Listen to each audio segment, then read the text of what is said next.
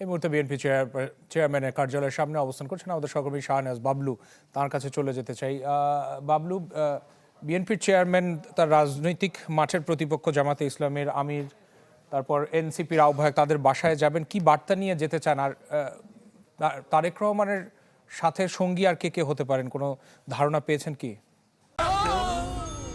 ডেন্টিস্টের পরামর্শ নাও নতুন Colgate active salt. Rashed, আসলে তারেক রহমান যাচ্ছেন বলা যায় সৌহার্দ্যের শান্তির বার্তা নিয়ে, যেটা বিগত সময়ের মধ্যে যেটা আমরা দেখেছি বিগত রাজনৈতিক সংস্কৃতিতে বিরোধী দলের সঙ্গে সরকারি দলের একটা প্রতিদ্বন্দ্বিতা এবং বিরূপ মনোভাব ছিল, এইটি সেটা কাটানোর জন্য বলা যায়। বিএনপির পক্ষ থেকে বলা হয়েছে যে আসলে তারা শান্তির বার্তা দিতে চান এবং বিএনপির নির্বাচনী ইশতেহারে সেটা বলা হয়েছে। আপনি গতকালকে যে সংবাদ সম্মেলন ছিল তারেক রহমান সেখানেও বলেছেন যে আসলে সবার মধ্যে একটা ভিন্ন মত থাকতে পারে, ভিন্ন পথ থাকতে পারে, কিন্তু একটা বিষয়ে বাংলাদেশের প্রশ্নে সবাই যাতে এক থাকে সেই আহ্বান জানিয়েছেন। তিনি বলেছেন যে যে আদর্শিক বাংলাদেশের স্বপ্ন দেখছে, যে প্রত্যাশিত বাংলাদেশের, গণতান্ত্রিক বাংলাদেশের স্বপ্ন দেখছে দেশের মানুষ, সেটি যাতে পূরণ করা যায় সেই জন্য সবার সহযোগিতা এবং সমর্থন চেয়েছেন তিনি।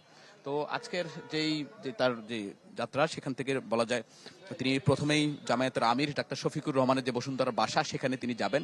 এরপর এনসিপির আহ্বায়ক নাহিদ ইসলামের বাসায় তার যাওয়ার কথা রয়েছে। সেখানে হয়তো দুই দলের সঙ্গে, দুই শীর্ষ নেতার সঙ্গে হয়তো তিনি সৌজন্য সাক্ষাৎ করবেন। সাথে হয়তো বিএনপি মহাসচিব মির্জা ফখরুল ইসলাম আলমগীর এবং স্ট্যান্ডিং কমিটির মেম্বার সালাউদ্দিন আহমদ থাকতে পারেন। এখন পর্যন্ত আমরা নিশ্চিত হইনি, কিন্তু যেহেতু 6টায় তার এখান তার বাসায় যাওয়ার কথা নাহিদ ইসলাম, কিন্তু এখন পর্যন্ত তিনি তারেক রহমান এখনো গুলশানের চেয়ারম্যানের বাসায় অফিসে রয়েছেন। আমরা ইতিমধ্যে দেখতে পেয়েছি কিছুক্ষণ আগে মির্জা ফখরুল ইসলাম আলমগীর প্রবেশ করেছেন, সালাউদ্দিন আহমদ প্রবেশ করেছেন, স্থায়ী কমিটির সদস্য।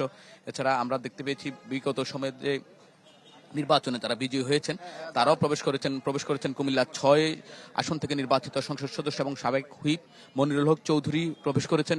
অ্যাডভোকেট ফজলুর রহমান, যিনি চেয়ারম্যানের উপদেষ্টা হিসেবে দায়িত্ব পালন করছেন, যিনি কিশোরগঞ্জ 4 আসন থেকে নির্বাচিত হয়েছেন, প্রবেশ করেছেন।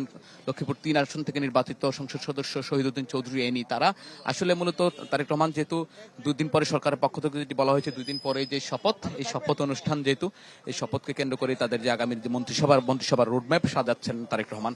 বলা যায় তারেক রহমান তার নিজস্ব উদ্যোগেই তিনি সিদ্ধান্ত দিচ্ছেন এবং দলের যে সিনিয়র নেতৃবৃন্দ যারা রয়েছেন তাদের সঙ্গে কথা বলে মূলত তাদের যে মন্ত্রিসভা সেটি তারা সাজাচ্ছেন। মূলত বিএনপির চেয়ারম্যান তারেক রহমান একটি বার্তা দিচ্ছেন যে প্রত্যাশিত বাংলাদেশের জন্য এই দেশের মানুষ স্বপ্ন দেখেছে, সেই বাংলাদেশ যাতে সবাই মিলে একসঙ্গে করতে পারেন সেই জন্য তিনি সবার সহযোগিতা এবং সমর্থন চেয়েছেন। রাশেদ, বাবলু, অনেক ধন্যবাদ যুক্ত হওয়ার জন্য। শাহনেওয়াজ বাবলু গুলশানে বিএনপি চেয়ারম্যানের কার্যালয়ের সামনে থেকে আমাদের সাথে যুক্ত হয়েছিলেন।